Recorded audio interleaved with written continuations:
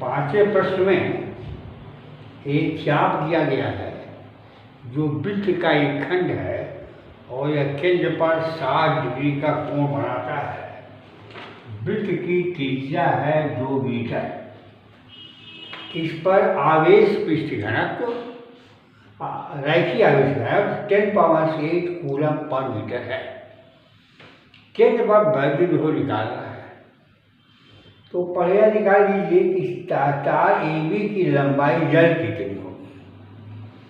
लंबाई L निकालने के लिए कोण बराबर होता है 4/3। L/r बराबर π/3। इससे L बराबर π/3 है। इस चाप पर आवेश कितना होगा? Q गुणे λL। Q बराबर लैम्डा इंटू L, लैम्डा गुणे π/3 इंटू R। पहले हमने तार की लंबाई निर्धारित किया। लंबाई निकालने के लिए जानते हैं कोण बराबर होता है 4/3। यह कोण रेडियन में होता है। यह 60 डिग्री दिया है, यह π/3 रेडियन हो गया। तो L/r बराबर π/3। इस चाप पर आवेश कितना है? रैखिक आवेश लैम्डा का मान दिया है। तो चाप पर आवेश Q बराबर हो गया लैम्डा इंटू L, लैम्डा गुणे π/3 इंटू R। अब इस चाप को छोटे छोटे खंडों में बांट लें और प्रत्येक खंड के कारण बिंदु O पर बिंदु निकाल लें। इस डीएल खंड का विभव होगा dV बराबर 1/4 dQ/R। पूरे चाप का विभव, इसका समाकलन कर दें 1/4 dQ/R काम A to B। dQ का मतलब होता है लैम्डा dl। तो 1/4 लैम्डा dl/R बराबर 1/4 λ/R समीकरण दिया या इंटीग्रेशन dl काम A to B। और यह लंबाई है, चाप की लंबाई है। तो जाएगा 1/4 λ/R इंटू L। λ/L कुल आवेश हो गया। इसको Q भी कर सकते हैं। तो ये हो गया 1/4 Q/R। यह भी लिखा जा सकता है क्योंकि लैम्डा का मान दिया, इसलिए इस रूप में ही चलेंगे। 1/2 λ/R गुणे L π/3 इंटू R। R से R कट गया। 1/4 बराबर है 9×10⁹। लैम्डा का मान है 10⁸ और ये हो गया π/3 3π वोल्ट। इस सूत्र को ध्यान से दीजिए। आगे इसी पर एक सवाल है। यदि इस पर आवेश Q है तो केंद्र विभव होगा 1/4 Q बन जाएगा।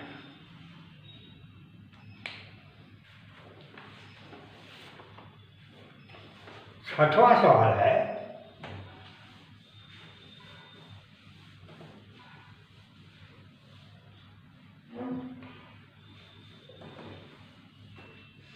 हाइड्रोजन परमाणु का एक इलेक्ट्रॉन यदि हाइड्रोजन अणु का एक इलेक्ट्रॉन हटा दिया जाए तो हाइड्रोजन अणु के आयन का वैद्युत स्थितिज ऊर्जा क्या होगी?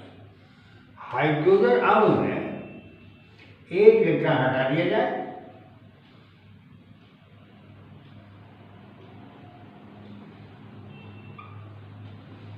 तो H2 में एक इलेक्ट्रॉन निकल, एक इलेक्ट्रॉन बच गया। ये 2 हाइड्रोजन आयन हो गए।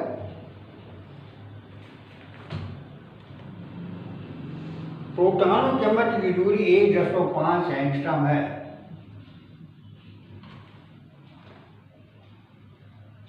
तथा प्रत्येक इलेक्ट्रॉन इससे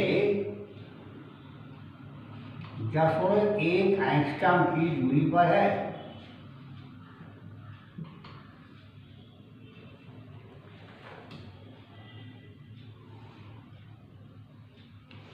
इस अणु की वैद्युत स्थितिज ऊर्जा निकालनी है।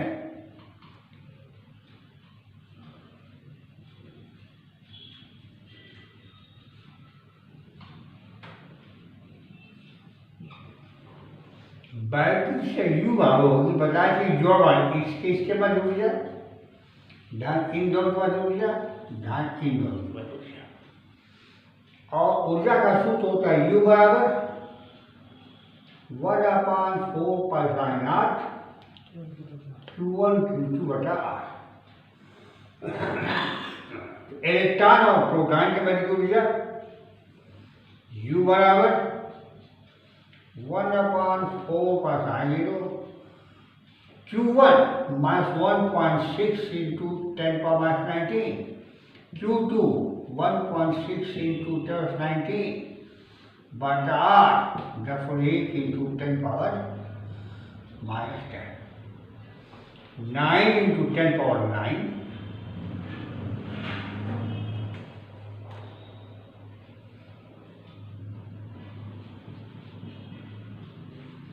गुणे 2.56 इंटू 10⁻28 बटा 10⁻11, 11 और 9 20 हो गया।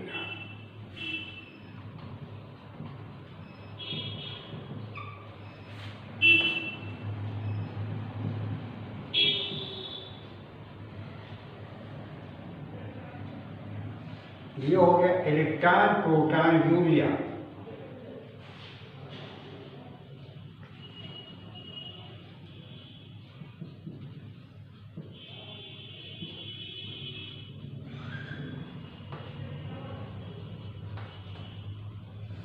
U1 कर लीजिए, प्रोटॉन प्रोटॉन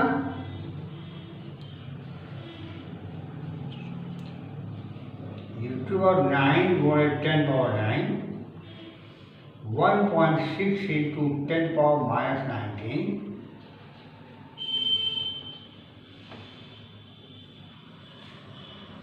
गुणे 1.6 इंटू 10⁻−19 बटा 1.5 इंटू 10⁻10 बराबर हो गया 9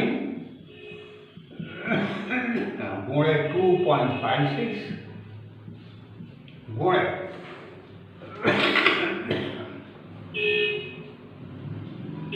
ये 38 हो गया, ये हो गया 10⁻−38 में से 9 घटा दीजिए, या 1 9 ये है, 1 10 ये है, 19 को ये 1 और 19 घटा दीजिए, 10⁻−19 बटा 1.5, 6 गुणे 2.56 इंटू 10⁻−19 जूल। इसके बाद फिर प्रोटॉन इलेक्ट्रॉन के मध्य में U3 बराबर इस तीसरी ऊर्जा यही आएगी -9 गुणे 2.56 इंटू 10⁻80, कुल ऊर्जा U बराबर U1 प्लस U2 प्लस जोड़ लीजिए।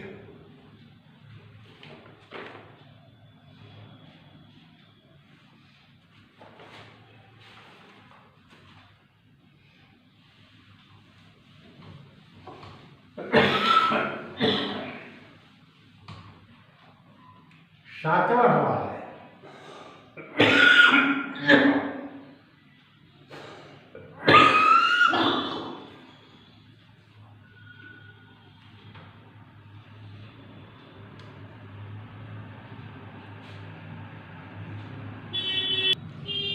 हो गया। देखिए चित्र है x अक्ष y अक्ष और z अक्ष। धन आवेश z अक्ष पर है और इसका निर्देशांक है A00। ऋण Q आवेश है, इसका निर्देशांक है -A00। मूल बिंदु O से Z दूरी पर बिंदु P स्थित है।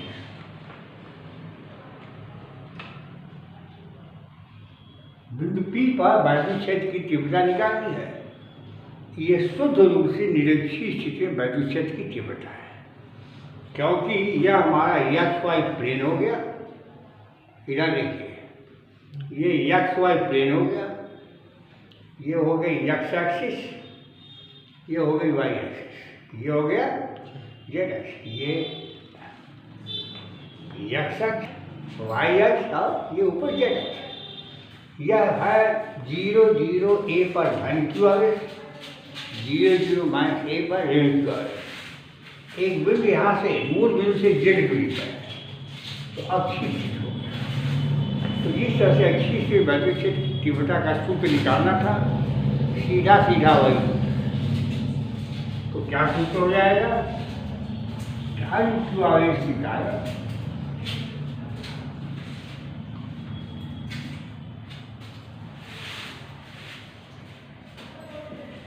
P पर तीव्रता E1 बराबर 1/4 Q बटा कितना? ये दूरी ए है, ये दूरी होगी Z minus A, Z minus A का होल ऋण चॉइस करते होता है E2 बराबर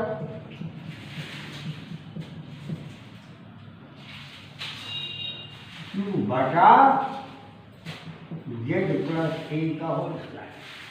यह तीव्रता E1 इधर हो जाएगी और E2 इधर हो जाएगी। परिणाम E बराबर E1 माइनस E2 1/4 Q बटा जेड माइनस ए का होल स्क्वायर माइनस Q बटा जेड प्लस ए का होल बराबर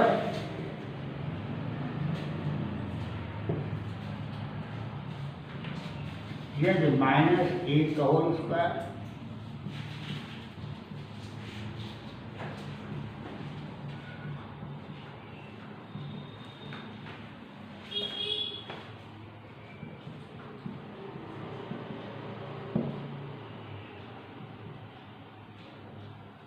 whole Z A upon Z square minus A square का होल स्क्वायर। इसमें से 2a बाहर ले लीजिए,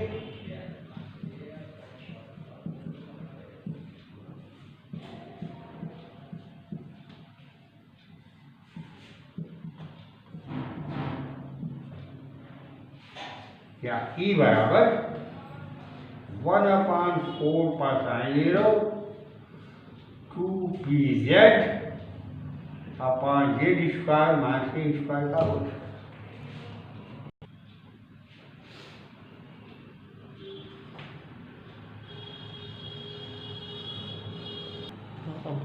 अब विभव आ जाएंगे,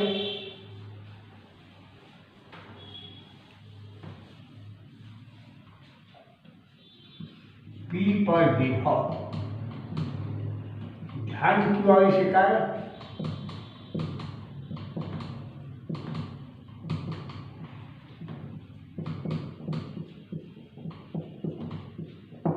Q बटा जेड माइनस, ये दूरी जेड है, P आवेश पर विभव निकालना है। तो धन क्यू आवेश का विभव V1 बराबर 1/4 Q बटा यहाँ से दूरी लेंगे, यह दूरी जेड है, इससे हटा दिया।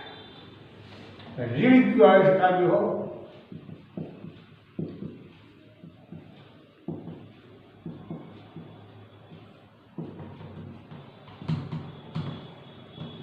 V2 बराबर 1/4 Q बटा जेड प्लस ए होगा।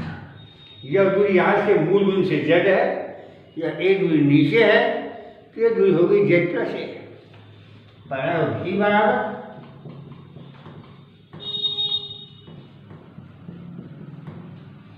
Q बटा जेड माइनस ए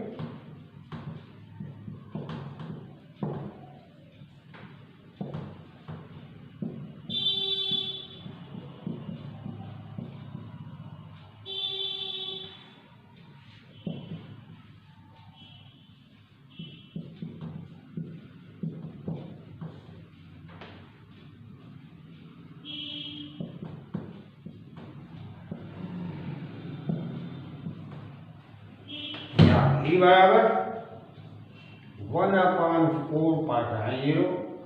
देखिए Z से Z कटेगा, Q गुणे 2A upon Z square minus A square. 1/4 pi 0 P बटा Z square minus A square.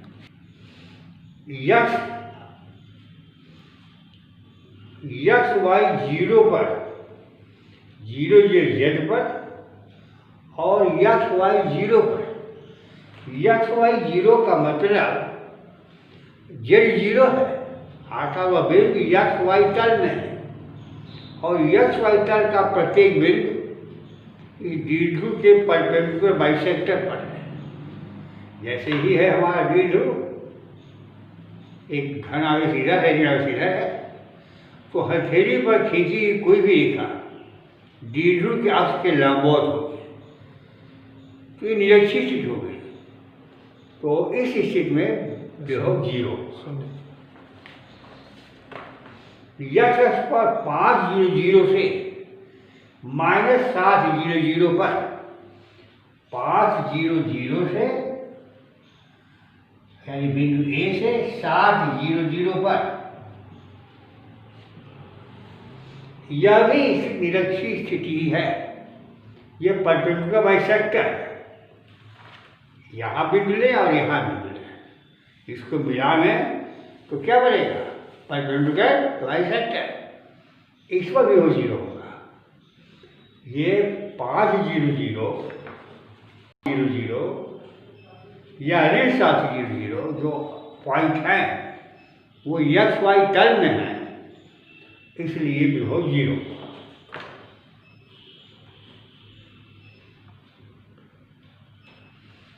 और अगला पॉइंट है 8वां सवाल। 3 सेकेंडीय गोलों की त्रिज्याएं A, B व C हैं। इन पर पृष्ठ आवेश घनत्व प्लस सिग्मा, माइनस सिग्मा और प्लस सिग्मा है। तीनों गोलों के केंद्र पर विभव बताइए। यदि गोले A व C एक ही विभव पर हैं तो A, B व C के बीच संबंध बताइए। कल एक सवाल बताए थे कि आवेश Q को 2 गोलों में इस प्रकार बांटा जाता है कि प्रत्येक गोले का आवेश पृष्ठ समान है, तो छोटे गोले का विभव बताइए। तो छोटे गोले का विभव 2 कारणों से था, एक अपने आवेश के कारण और एक बाहरी गोले के आवेश के कारण। ठीक वही सवाल यहाँ भी है। यहाँ 3 गोले कर दिए गए हैं।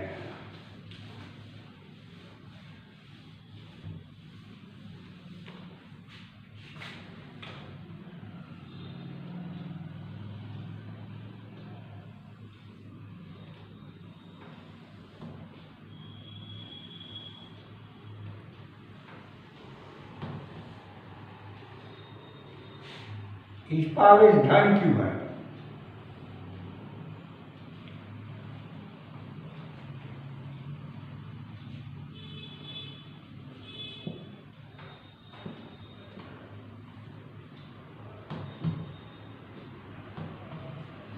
ये गोला सी है,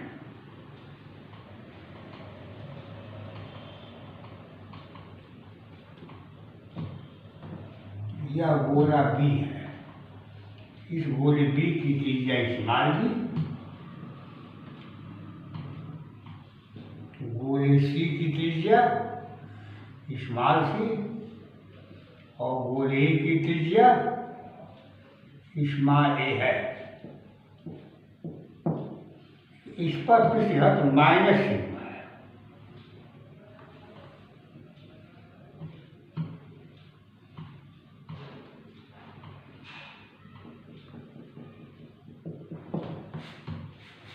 ए पर धनावेश, बी पर ऋण आवेश और सी पर धनावेश है, लेकिन आवेश कुछ घनत्व इसका माइनस सिग्मा है, इसका प्लस सिग्मा है, इसका प्लस सिग्मा है, सी का, बी का माइनस सिग्मा है और ए का प्लस सिग्मा है।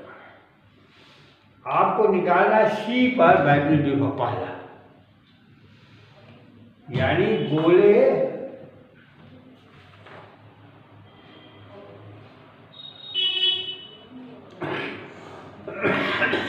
तीनों गोले के केंद्र O पर विभव बताना है। तीनों गोले केंद्र पर विभव O कितना होगा? गोले C के कारण, गोले B के कारण, गोले A के कारण। और विभव का सूत्र होता है 1/4 पाई epsilon naught Q/R। तो पहले प्रत्येक गोले पर आवेश डिसाइड कर दिया जाए। तो A पर आवेश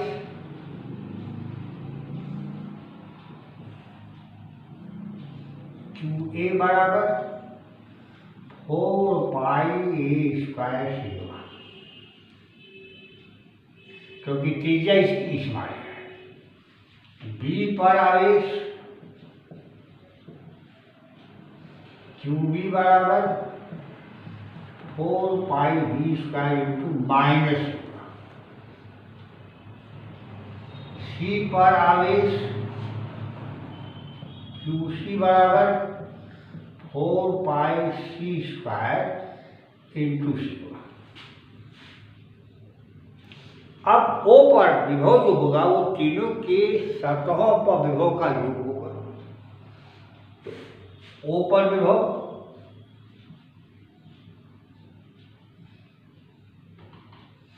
one upon 4 pi epsilon not QA बटा A plus 1/4 pi epsilon not QB upon B plus 1/4 pi epsilon not QC upon C।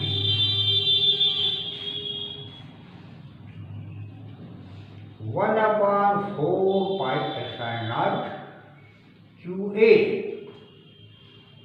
4 pi A square sigma upon A plus 1/4 pi epsilon 0 4 pi B square minus sigma बटा B plus 1/4 pi epsilon not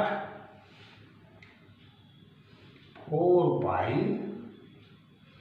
C square sigma upon C। 4 पाई से 4 pi cut गया, A से A cut गया।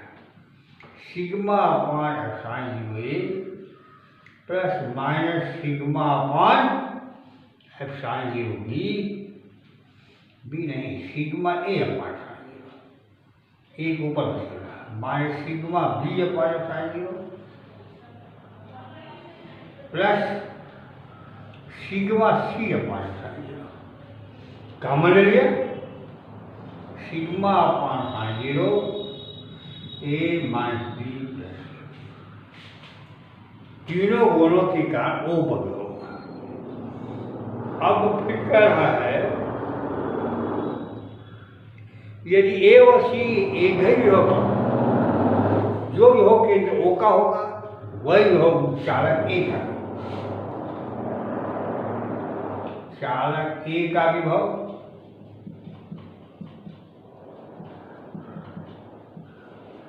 Sigma upon 0 minus B A minus B plus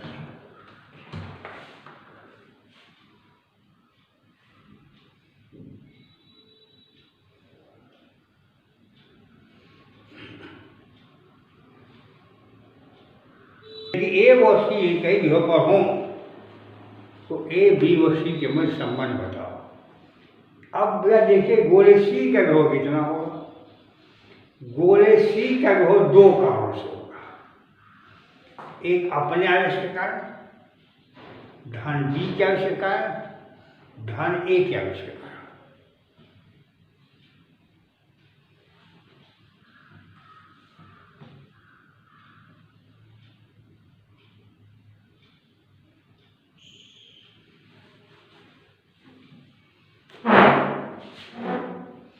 गोले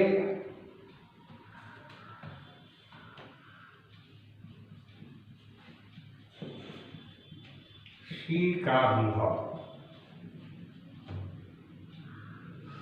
पहला अपने आवेश के कारण,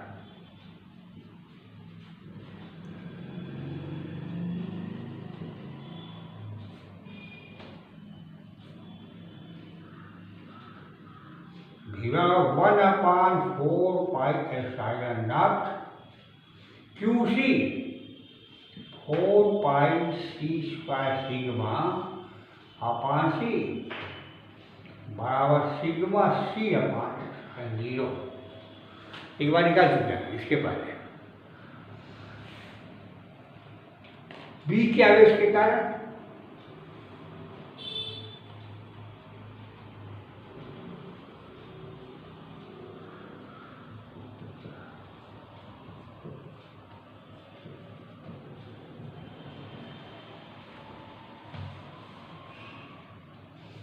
बी के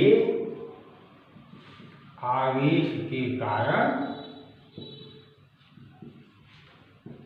सी का विभव V2 बराबर 1/4π0 बी पर आवेश की मात्रा इतना है 4πb² सिग्मा अपान सी, क्योंकि इस गोले केंद्र से इसकी दूरी सी है, बराबर 4π से 4π घटा दिया माइनस b² बटा c इंटू सिग्मा। ए के कारण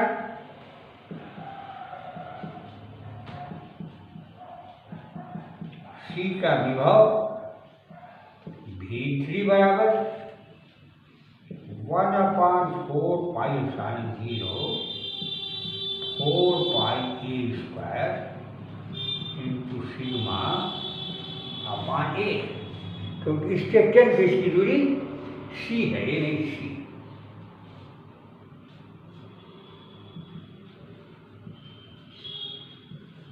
a² बटा सी इंटू सिग्मा, इसलिए सी का विभव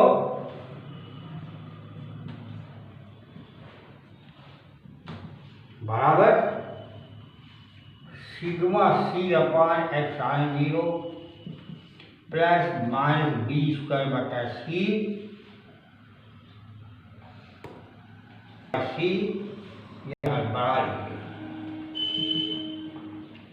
ε0 प्लस a² बटा सी ε0 इंटू सिग्मा बराबर सिग्मा अपान ε0 कॉमन ले लिया तो बच गया तो सी माइनस b²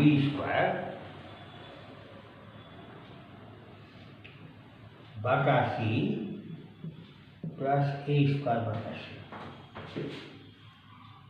देखिए सी के वो तीन कामों से है, एक अपने आवेश से कर 1/4π0 सी का आवेश बटा इसका रेडियस, यह हो गया सिग्मा C अपान 0। बी के कारण सी का निकालना है 1/4π0 बी का विभव गुणे केंद्र से सी की दूरी सी हो गया, तो b² सिग्मा अपान C अपान 0।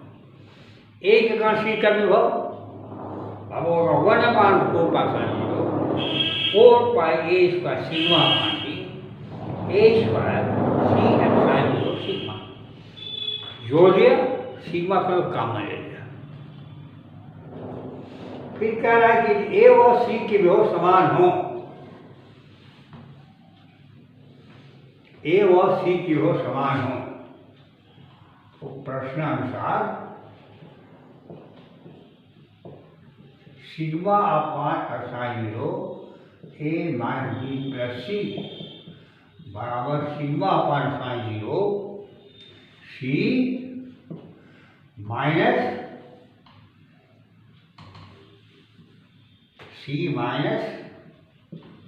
b² बटा सी प्लस a² बटा सी, ये कट गया a माइनस b प्लस सी और c² minus b² plus a² बटा सी, या AC minus BC plus c² minus b² plus a², तो c² कट गया। सी कॉमन ले लिया, ए माइनस बी, ए स्क्वायर माइनस बी स्क्वायर हो गया, ए माइनस बी गुण ए प्लस बी, सी बराबर ए प्लस बी।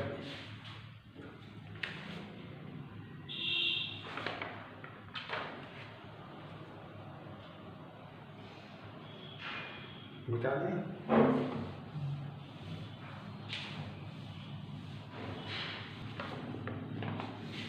एक आवेशित लंबे तार के निकट वैद्युत क्षेत्र E का मान दिया है 1000 न्यूटन पर कूलम।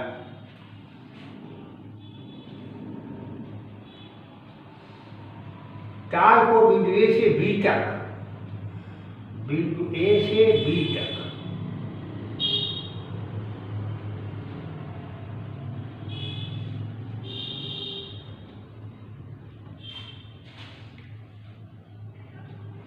बिंदु A से B तक ले जाने में कितना कार्य करना पड़ेगा? A की दूरी है यहाँ से 2 मीटर और B की दूरी है यहाँ से 4 मीटर।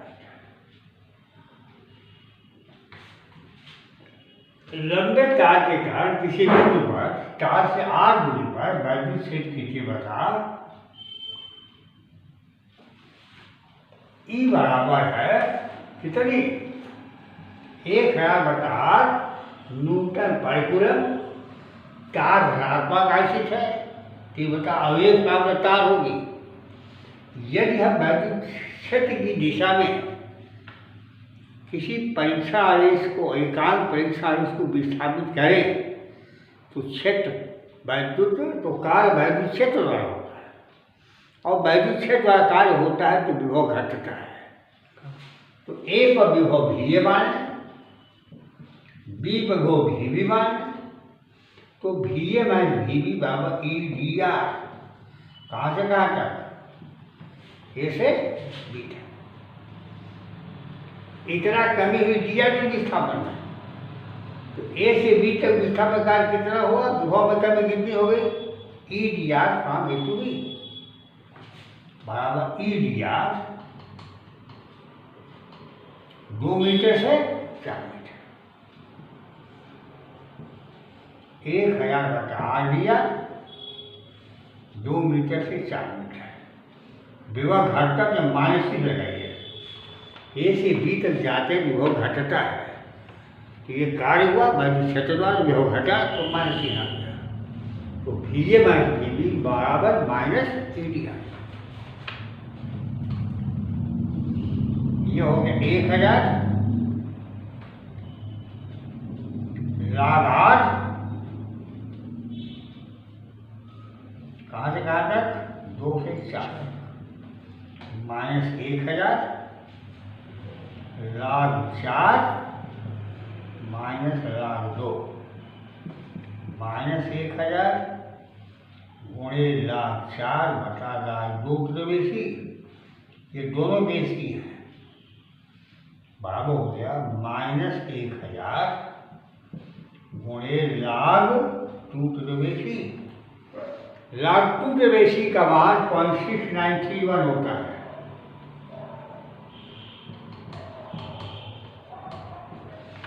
प्रश्न में दिया रहता है, करना हो तो याद भी कर लीजिए। माइनस 1000 गुणे 0.6931 बराबर 693.1। देखिए वैद्युत क्षेत्र दिशा में जाते हैं तो विभव घटता है। अब विभव घटता है तो इंटीग्रेशन माइनस EDR होगा फ्रॉम EDR 2 मीटर से 4 मीटर। E का मान रखिए 1000 बाहर ले लिया, 1/r dr का इंटीग्रेशन लगातार होता है, लिमिट है। कितना रह गया? प्रश्न दिए थे, अतिरिक्त प्रश्न करके, ताकि आप हल करें और देखें कि कितना फिजिक्स समझ में आया है। तो हम पहले और दूसरे सवाल को छोड़ते हैं, एक दिन का समय और देते हैं, या सोचिए कैसा लगेगा। तीसरा, चौथा, पांचवा और छठवां बताने का प्रयास कर रहे हैं।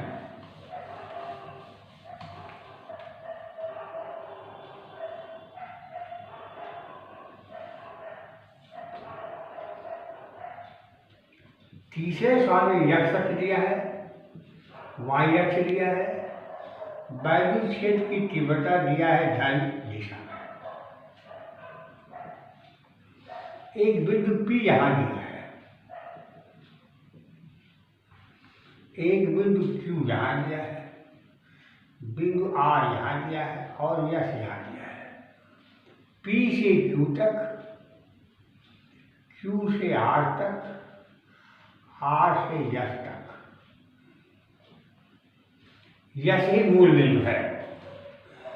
तो वैद्युत क्षेत्र यक्ष दिशा में है। एक बिंदु आवेश Q को P से यश तक, जिनके निर्देशांक P का निर्देशांक है AB, इसका निर्देशांक है 2A0, इसका निर्देशांक है A-B, R का निर्देशांक है A-B और इसका निर्देशांक है 0। इसी आवेश को P, Q, R तक ले जाने में कितना कार्य करना पड़ेगा?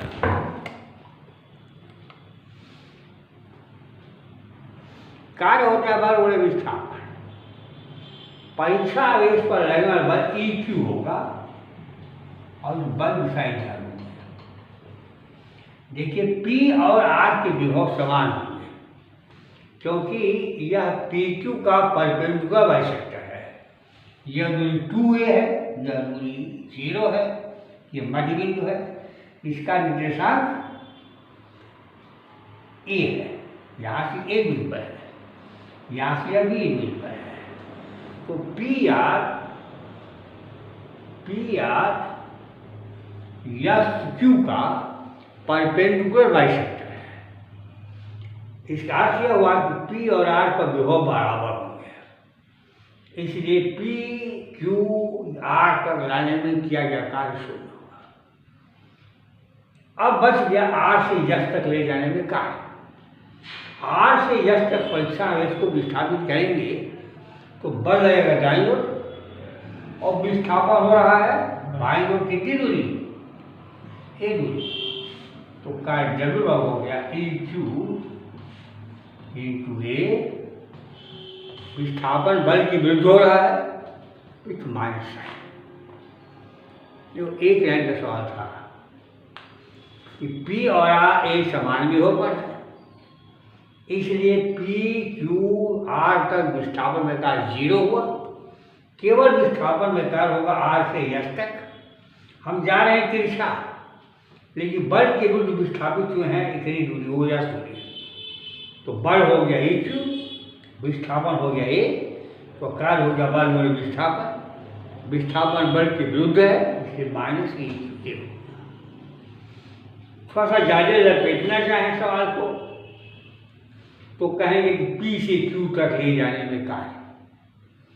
P से Q तक आप बल की दिशा में ही विस्थापित हो रहे हैं, तो P से Q तक कार्य W1 बल EQ उन्हें बल दिशा विस्थापन है। Q से R तक W2 बराबर बल EQ लगेगा, विस्थापन बल के विरुद्ध होगा, तो बल दाईं ओर लग रहा है, विस्थापन ये बाईं ओर लग रहा है। EQ गुणे माइनस A। अब R से यश तक W3 बराबर EQ, विस्थापन बाईं ओर हो रहा है माइनस A, कुल विस्थापन W बराबर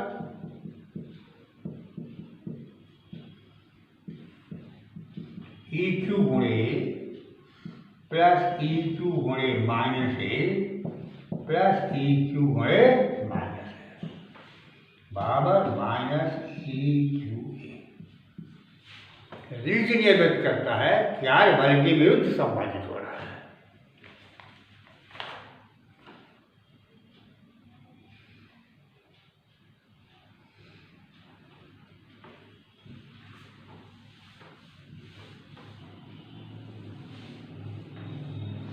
चौथा सवाल वही है जो अभी शुरू शुरू में हमें सवाल लगाया था कि बिंदु P पर एक आवेश Q से R दूरी पर बिंदु P है, एक चाप है जिसकी त्रिज्या R है।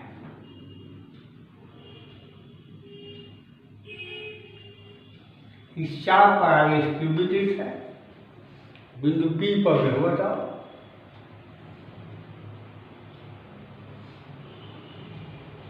फिर क्या था? फिर एक वृत्त था, इस वृत्त के चाप पर Q आवेश वितरित है, केंद्रों पर विभव था। लगभग तीनों से तो विभव बराबर होगा। Q से R दूरी पर विभव V बराबर 1/4 पाई साइन नॉट Q/R। प्रत्येक आवेश खंड की P से दूरी समान है और बिंदु P पर विभव प्रत्येक आवेश खंडों के विभव का योग होगा। तो विभव V बराबर 1/4 pi sine not summation dQ बराबर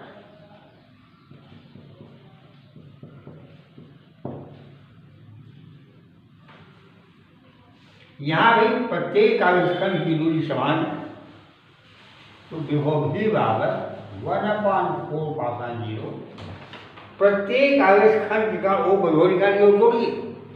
तो जोड़ेंगे तो आज ही तो जोड़ना है, तो यह जोड़ आवेश का जोड़ होगा। इसका तीनों केसेस में विभव बराबर हो गया।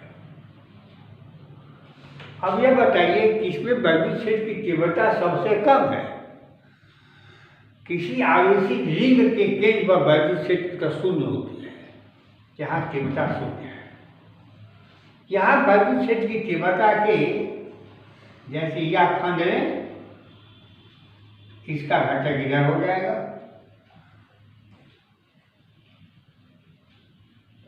और इधर खंड लें जिसका घटक इधर हो जाएगा। इनके वर्टीकल घटक यूटिलाइज करेंगे। यहाँ तीव्रता सबसे कम होगी और यहाँ तीव्रता सबसे ज्यादा होगी। यहाँ तीव्रता है E बराबर 1/4 पाई साइन नॉट Q/R। यहाँ कोई संदेह नहीं है। कोयले के केंद्र में तीव्रता शून्य होती है, इसे भी कोई संदेह नहीं है। यहाँ तीव्रता के बारे में आपके मन में संदेह हो सकता है। जैसे एक चाप है,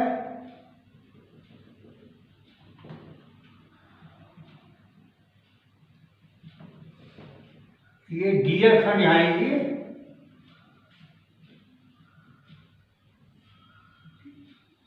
डीजल, यहाँ डीजल खंड लीजिए, डीजल, इनके क्षतिगत जुटेंगे और घटक न्यूट्रलाइज हो जाएंगे। इसलिए इस बिंदु P पर तीव्रता सबसे कम होगी, यहाँ तीव्रता 0 होगी, यहाँ तीव्रता सबसे अधिक होगी।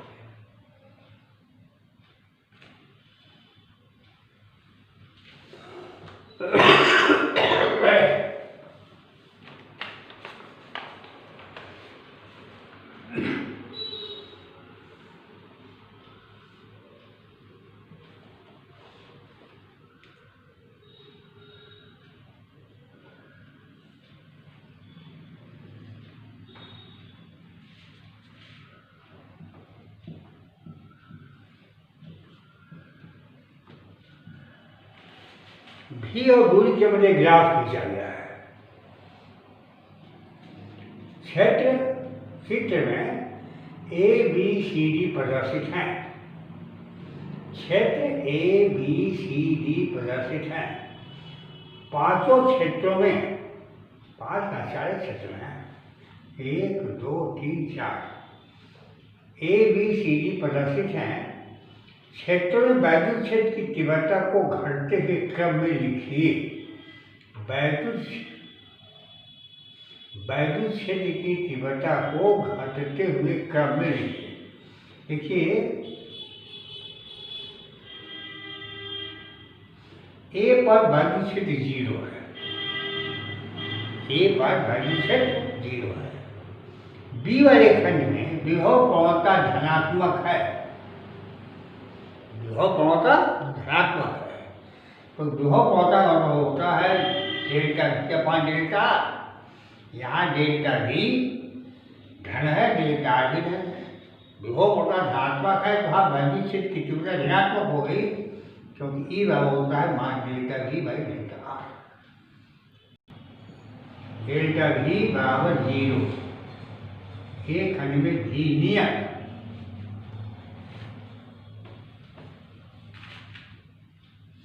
खंड ए में क्या क्षेत्र ए कहेंगे, क्षेत्र ए में विभव V बराबर नियत, इसलिए डेल्टा V बटा डेल्टा R बराबर 0। डेल्टा V बटा डेल्टा E बराबर मान डेल्टा V बटा डेल्टा R बराबर 0, या चूंकि V नियत इससे डेल्टा V बराबर 0 अर्थात E बराबर 0। विभव प्रवणता का ऋणात्मक मान वैल्यू सेट की तीव्रता होता है। एक खंड में विभव नियत है, कांस्टेंट है, डेल्टा V 0 हो गया, विभव प्रवणता 0 हो गई, क्या हो गया, 0 हो गया। इस खंड में विभव प्रवणता धनात्मक है, डेल्टा V बाई डेल्टा धनात्मक है, तो वैद्युत क्षेत्र की तरह ऋणात्मक है। क्षेत्र B में वैद्युत क्षेत्र ऋण यक्त। C क्षेत्र में डेल्टा V बराबर 0, E बराबर 0। D क्षेत्र में डेल्टा V बटा डेल्टा R निगेटिव। देखिए विभव घट रहा है, E का मान धनात्मक।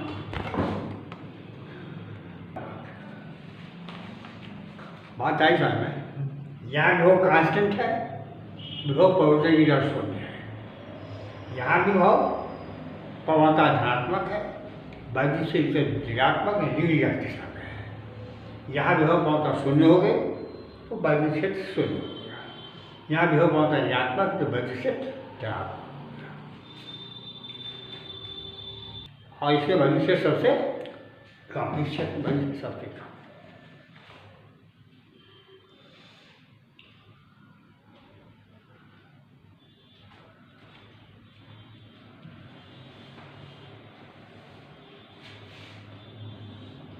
किसी आवेश Q से विभव 1/r का परिवर्तन प्रदर्शित कर वक्र खींचा गया है।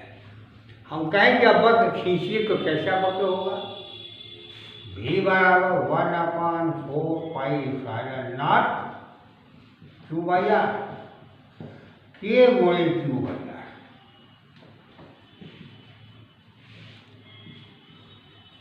V बराबर Q गुणे 1/r, Y बराबर mx, तो ये सीधी रेखा हो गया।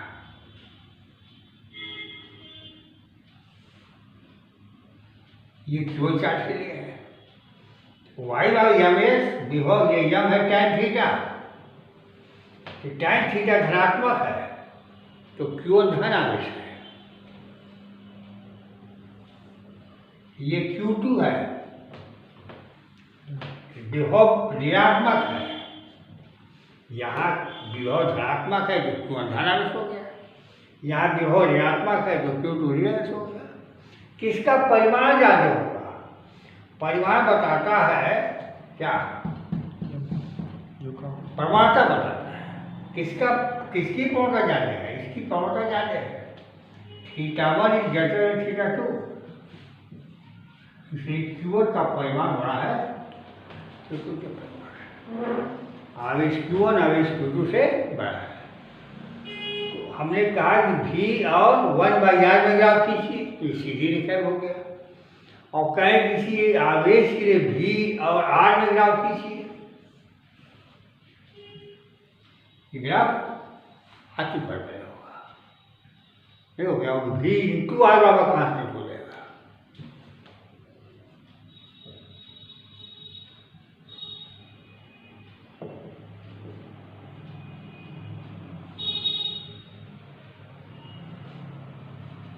V इंटू R बराबर कांस्टेंट, यस बराबर कांस्टेंट, तो ग्राफ परवलय हो गया। तो Q और R का ग्राफ परवलय होगा, V1/r का ग्राफ स्ट्रेट लाइन होगा, और बल्ब की भौतिक आवेश के परिमाण को व्यक्त करेंगे।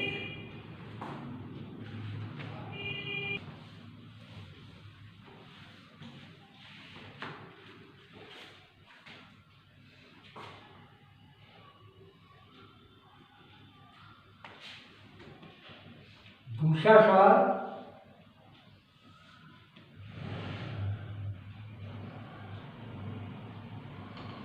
आवेश से पतली चादर है, इस पर आवेश की घनत्व सिग्मा है।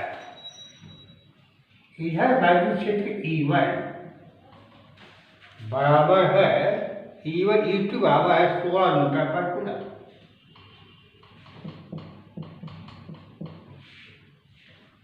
यहाँ E1 बराबर है 8 न्यूटन पर कूलम। आवेश की शुरुआत बताइए। आपको थ्योरी लिखवाई गई थी, यदि किसी चार्जर को आवेशित करते हैं तो E बराबर होता है सिग्मा अपान एप्सिलॉन इधर भी, और तीव्रता होती इधर भी सिग्मा अपान 2 एप्सिलॉन 0। यदि आवेश की चादर लेते हैं, तब आवेश की चादर लेते हैं तो तीव्रता होती है सिग्मा अपान 2 एप्सिलॉन 0, इधर भी होती है सिग्मा अपान 2 एप्सिलॉन 0। दोनों तीव्रताएं दाईं तरफ है और एक बाईं तरफ है। इस चित्र में दोनों तीव्रताएं बाईं ओर है। इस चित्र में कुछ न कुछ खास बात है, और जो खास बात है वह इस प्रश्न की खूबी भी है। और खास बात यह है कि यह आवेशित प्लेट किसी वैद्युत क्षेत्र में रखी गई है। वैद्युत क्षेत्र में रखे जाने पर इधर तीव्रता E डैश बराबर है सिग्मा अपान 2 एप्सिलॉन 0।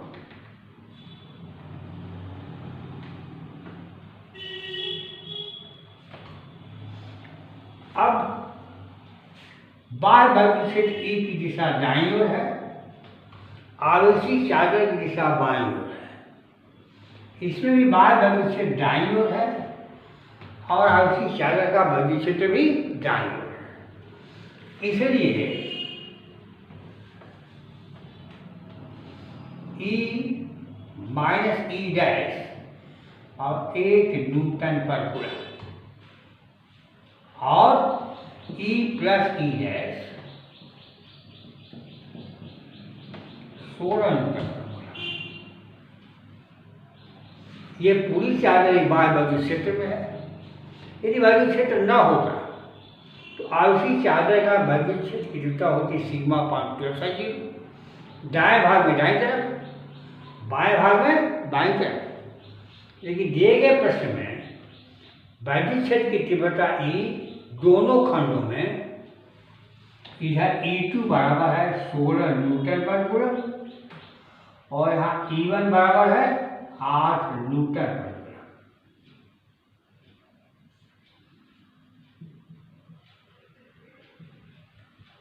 8 न्यूटन पर कूलम। तो अब E1 माइनस E डैश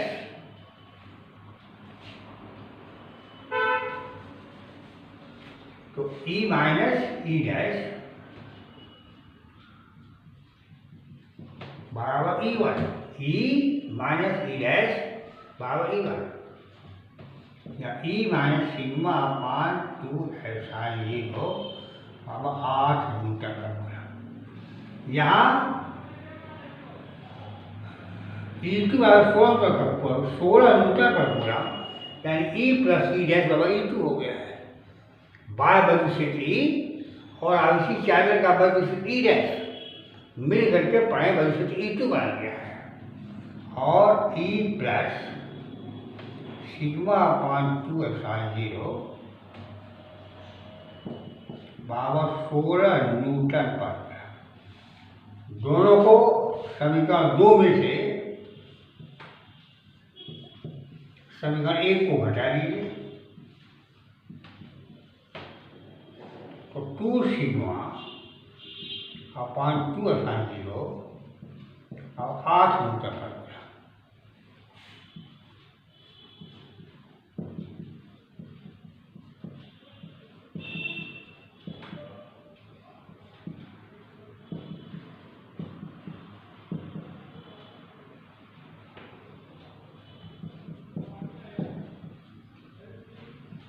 आठ गुणे 8.5 इंटू 10⁻12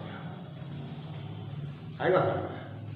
खास बात स्पष्ट में थी कि हमने एक बार बल क्षेत्र में रखी, केवल आवेशित चार्ज रहती तो दाएं का बल क्षेत्र दाईं ओर होता और बाएं का बल क्षेत्र बाईं ओर होता। लेकिन बाह्य बल क्षेत्र के कारण इधर बल क्षेत्र बाह्य बल क्षेत्र ई का मान घट करके 8 न्यूटन पर कूलम हो गया है, अर्थात E माइनस ई डैश बराबर E1 8 न्यूटन पर कूलम। यहाँ E और E डैश मिल करके 16 न्यूटन पर कूलम हो गया है। तो C प्लस सिग्मा अपान 2 एप्सिलॉन 0 बराबर 16 न्यूटन पर। अब प्रश्न 2 को हमने लगा दिया, प्रश्न 1 आप लोग ये सोचते हैं उसी पर आधारित है, कर आप लोग